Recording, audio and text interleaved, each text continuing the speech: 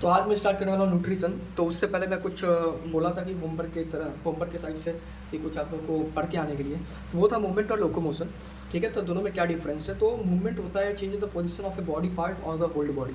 मतलब कि अपना अगर कोई बॉडी है, वो अपना कोई बॉडी पार्ट्स मूव कर रहा है, ठीक है, एक ही जगह पे खड़े होकर वो अपना बॉडी पार्ट मूव कर रहा है, तो उसको हम लोग कहेंगे मूवमेंट। या फिर वो अपना पोजीशन चेंज कर रहा है, तो उसको भी क्या कहेंगे, मूवमेंट कहेंगे। ठीक है, जैसे कि मान लेते हैं कोई इंसान खड़ा है, वो अपना हाथ हिला रहा है, ठीक है, तो वो क्या है, मूवमेंट है। या फिर वो एक जगह से दूसरी जगह मूव कर रहा है, तो उसको भी क्या कहेंगे, मूवमेंट कहेंगे। ठीक है, लोकोमोशन क्या होता है, लोकोमोशन का मतलब होता है कि पोजीशन चेंज करना। मतलब कोई चीज़ एक जगह है, फिर वो अपना पोजीशन चेंज करके यहाँ हो गया, तो ये जो मूवमेंट हुआ, इसी मूवमेंट को लोकोमोशन कहेंगे। ठीक है, तो डिफरेंस ये है कि हर लोकोमोशन क्या है, हर locomotion, every locomotion is a movement. ठीक है, लेकिन every movement is not a locomotion. ठीक है, तो अगर कोई इंसान खड़ा है, ठीक है, तो वो मूवमेंट तो कर रहा है, अपना हाथ तो हिला रहा है, लेकिन उस मूवमेंट को हम लोग लोकोमोशन नहीं कहेंगे। लोकोमोशन कब कहेंगे, जब वो अपना पोजीशन चेंज करे। ठीक है, तो ये दोनों डिफरेंस था। उसके बाद आता है ईस्ट का। ठीक है, ये दूसरा होमवर्क था कि ईस्ट के बारे में बताया। तो ईस्ट का हम लोग यूज़ करते हैं फर्मेंटेशन में। तो फर्मेंटेशन क्या होता है, तो फर्मेंटेशन एक प्रोसेस होता है जिसमें हम लोग क्या करते हैं, अल्कोहल का प्रोडक्शन करते हैं। वाइन इंडस्ट्री में ये बहुत ज़्यादा यूज़ होता है।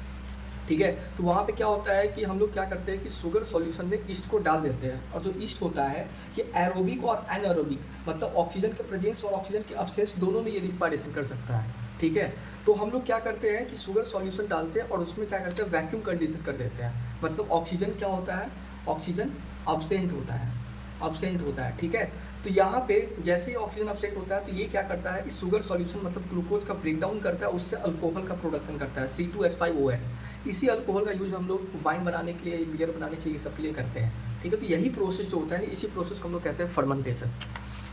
तीसरा था कि प्लांट्स जो होता है, प्लांट्स मतलब क्या क्या लिविंग थिंग कैरेक्टरिस्टिक शो करता है, कैसे शो करता है। ठीक है, तो प्लांट जो होता है, सबको जानते हैं, लिविंग ऑर्गेनिज्म होता है, इसमें लाइफ होता है, ये रिप्रोडक्शन कर सकता है। प्लांट में क्या होता है, रिप्रोडक्शन करने के बाद सीड बनता है, फर्टिलाइजेशन के बाद सीड बनता है, फिर सीड जो होता है, फिर वो डिस्पर्स होता है, फिर वो सॉइल के अंदर जाता है, फिर वहाँ पे प्रॉपर कंडीशन मिलने के बाद वो जर्मिनेट करता है, एक नया प्लांट का फॉर्मेशन करता है, तो रिप्रोडक्शन पॉसिबल है। ठीक है, रिस्पॉन्ड टू स्टिमुलाई, अब स्टिमुलाई के प्रति वो रिस्पॉन्ड भी करता है। जैसे कि मान लेते हैं रात होता है तो फ्लावर क्लोज हो जाता है, तो ये क्या हुआ, एक तरह से रिस्पॉन्स कर रहा है स्टिमुलाई के प्रति। बहुत ठंड होता है तो पत्ता झड़ने लगता है, एक तरह से मतलब सूखने लगता है, ड्राई होने लगता है, तो वो क्या हुआ, रिस्पॉन्ड किया। ठीक है, उसके बाद है जैसे कि मान लेते हैं मिट्टी में पानी अगर बहुत कमी पड़ जाता है, पानी हम लोग नहीं देते हैं, तो उसका रूट सूखने लगता है, लीफ सूखने लगेगा, तो वो भी क्या होगा, रिस्पॉन्ड किया स्टिमुलाई के प्रति। और एक सबसे इंपॉर्टेंट एग्जांपल है इसका कि टच मी नॉट एक प्लांट है। ठीक है, जिसको हम लोग कहते हैं हिंदी में छुई मुई। तो इस प्लांट को जैसे ही हम लोग टच करते हैं ना, तो ये क्या होता है, अपना जितना भी लीफ होता है ना, इसमें ये सारा लीफ फोल्ड कर देता है। ठीक है, फिर थोड़ी देर में ये नॉर्मल हो जाता है ऑटोमेटिक। तो ये भी क्या हुआ कि हम लोग टच किए, तो ये टच से क्या है, सेंसिटिव है, वो उसके प्रति रिस्पॉन्ड दिखाया। ठीक है, तो रिस्पॉन्ड टू स्टिमुलाई तो होता है। मेटाबॉलिज्म, अगर लिविंग सेल है तो स्वाभाविक बात है उसके अंदर मेटाबॉलिज्म होगा। ठीक है, मेटाबॉलिज्म होगा मतलब केमिकल रिएक्शन सब होगा जो जरूरी होगा लाइफ को चलाने के लिए। रिस्पायरेशन वो करेगा, एक्सक्रीशन भी करेगा। एक्सक्रीशन कैसे करता है, तो जो एक्सेस वाटर होता है उसके बॉडी में, जो फ्रूट्स होता है उसको, जो ड्राई लीफ होता है उसको क्या करके, रिमूव करके। ठीक है, अब उसके बाद ग्रोथ, तो प्लांट में ग्रोथ होता है, स्वाभाविक बात है। अब उसके बाद मूवमेंट आता है। तो ये एक डाउट है कि मतलब मूवमेंट कैसे करता है, प्लांट तो एक जगह फिक्स होता है ना, वो तो मूवमेंट करता नहीं है। अगर लीफ की बात करें तो वो भी नहीं मूवमेंट करता है खुद से। ठीक है, जब तक हवा नहीं आता है। तो याद रखना है मूवमेंट कब करता है, तो जो फ्लावर रात में क्या होता है, बंद हो जाता है। ठीक है, फिर सुबह होते ब्लूमिंग हो जाता है, खिल जाता है। तो ये जो हो रहा है मूवमेंट, तो इसको क्या, ये जो हो रहा है उसको क्या कहेंगे, वो तो मूवमेंट ही है ना। ठीक है, बाकी ये movement of roots towards water. अब मान लेते हैं ये मिट्टी है, वाटर का कंसंट्रेशन यहाँ है, यहाँ पे हम प्लांट लगाए, तो ऊपर में तो प्लांट ग्रो कर रहा है। अब जो इसके नीचे जो रूट है, वो रूट किधर मूव करना चाहेगा, इधर मूव करना चाहेगा, क्योंकि इसको वाटर चाहिए। तो ये जो मूवमेंट हो रहा है मिट्टी के अंदर, ये भी क्या हो रहा है, मूवमेंट का एग्जाम्पल है। ये रूट इधर से इधर जा रहा है, वो क्या है, मूवमेंट का एग्जाम्पल है। फिर क्या कहते हैं, इनसाइड सॉइल हो गया, bending of sunflower towards light. जो लाइट है, अब सनफ्लावर उसकी तरफ क्या होता है, सनफ्लावर उसकी तरफ बेंड कर जाता है जिधर लाइट होता है।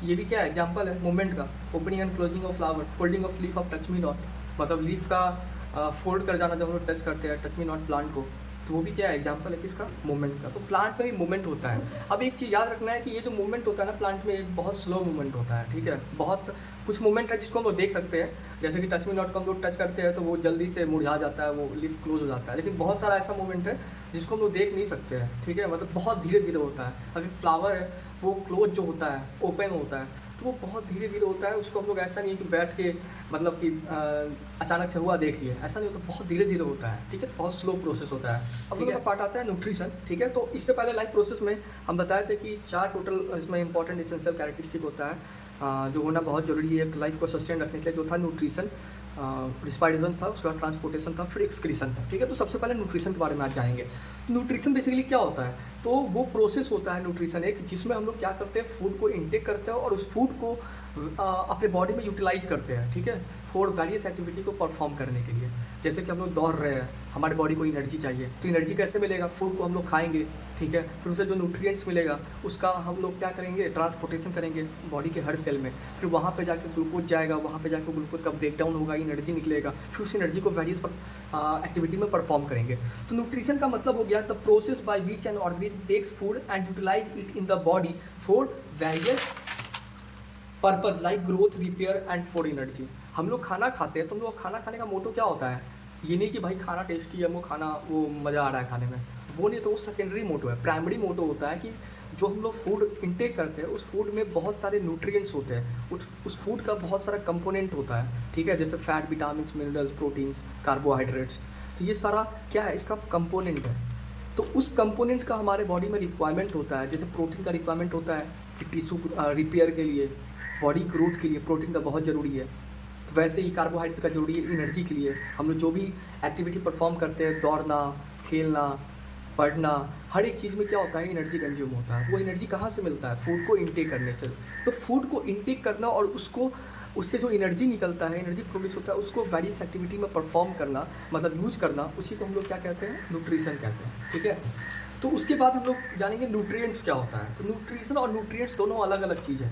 न्यूट्रिशन होता है कि न्यूट्रिएंट्स को लेने के बाद, ठीक है, न्यूट्रिएंट्स को मतलब लेना और न्यूट्रिएंट्स को अपने बॉडी में यूज करना for various activity, that is called nutrition.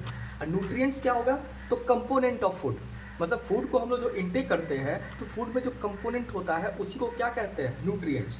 तो मतलब न्यूट्रिशन में क्या हो गया कि हम लोग न्यूट्रिएंट्स को क्या कर रहे हैं, इंटेक कर रहे हैं। इंटेक क्यों कर रहे हैं, क्योंकि हमको उससे एनर्जी चाहिए, प्रोटीन चाहिए हमारे वेरियस एक्टिविटी को परफॉर्म करने के लिए। तो nutrients are the components of food like carbohydrates, fat, vitamins and minerals, ठीक है। और वाटर और फाइबर को ऑल्सो इस पर हम लोग जोड़ लेते हैं, या नहीं भी जोड़ेंगे तो कोई बात नहीं है, ठीक है। तो बेसिकली जो इंपॉर्टेंट न्यूट्रिएंट्स होता है टोटल 5 होता है कंपोनेंट, इंपॉर्टेंट 5 कंपोनेंट्स होता है फूड का। वो होता है carbohydrate, fat, vitamins and minerals, ठीक है, कार्बोहाइड्रेट, फैट, विटामिन्स, मिनरल्स। और यहाँ पे एक और छुटा हुआ है जो है प्रोटीन्स, ठीक है, एक प्रोटीन्स। तो ये 5 कंपोनेंट होता है जो कि बहुत इंपॉर्टेंट है। उसके बाद आता है मोड ऑफ न्यूट्रिशन। अब जो फूड को इंटेक हम लोग करते हैं, हर ऑर्गेनिज्म अलग अलग तरीका होता है उसका फूड को इंटेक करने का, यूटिलाइज करना है। कुछ ऑर्गेनिज्म होता है उसको मतलब इंटेक करने का कोई ज़रूरत नहीं है, ठीक है, वो अपना खाना खुद बनाता है। और कुछ ऑर्गेनिज्म होता है जो अपना खाना खुद नहीं बनाता है, वो खाने के लिए किसी और पर डिपेंडेंट होता है। तो जो ऑर्गेनिज्म अपना खाना खुद बनाता है उसको कहते हैं ऑटोट्रॉपिक न्यूट्रिशन।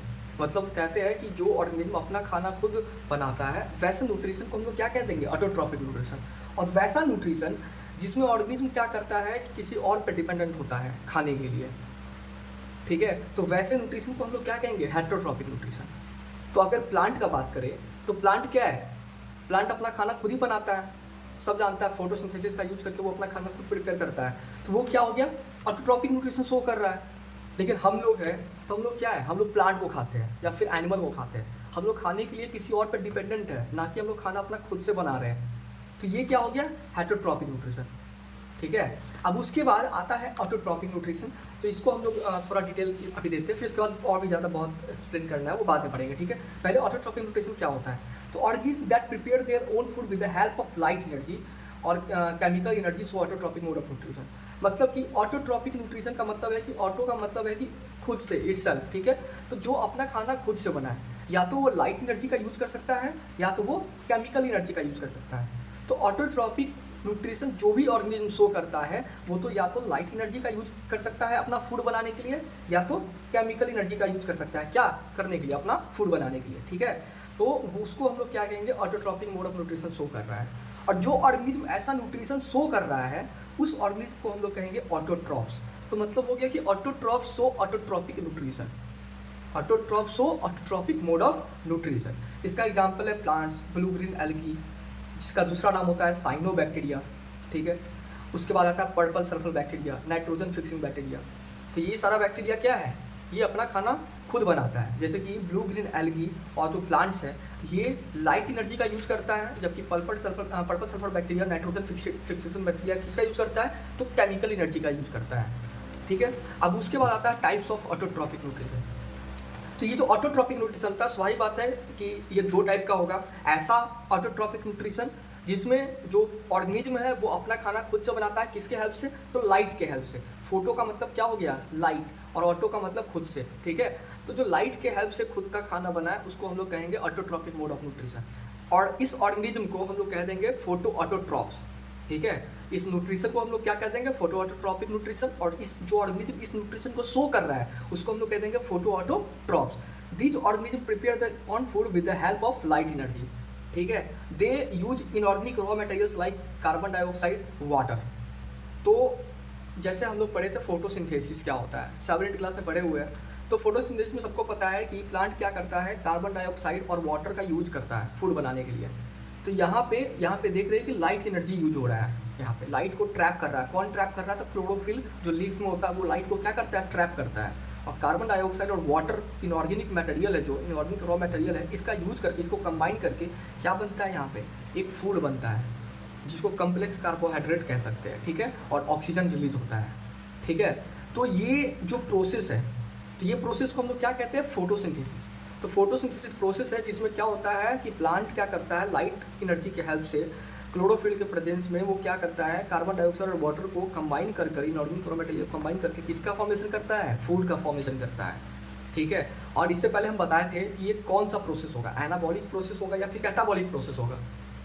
तो याद करो, हम इससे पहले बताए थे कि अगर दो चीज़ कंबाइन हो रहा है और एक तीसरी चीज़ का कम्प्लेक्स चीज़ का फॉर्मेशन हो रहा है तो वो हमेशा कौन सा प्रोसेस होगा, एनाबॉलिक प्रोसेस, ठीक है।